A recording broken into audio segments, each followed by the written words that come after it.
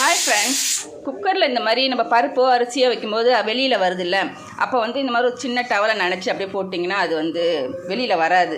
இல்லைனா அடுப்பெல்லாம் நனைஞ்சி ரொம்ப என்ன சொல்கிறது, ஒரு வேளைக்கு 2 வேலையாக்கி விட்டுரும்.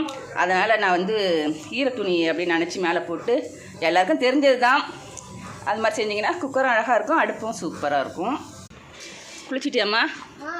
இந்த மணி நிச்சயஸ்டிக்கு இன்றைக்கி வந்து லீவு. அழகாக தலை குளிச்சுட்டு வந்துட்டா.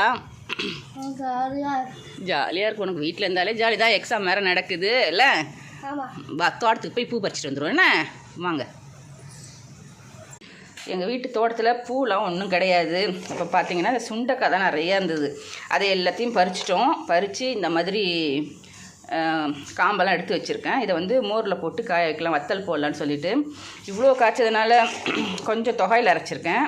பார்த்திங்கன்னா சுண்டைக்காய் தொகையில் இது சாதத்து கூட சாப்பிட்டா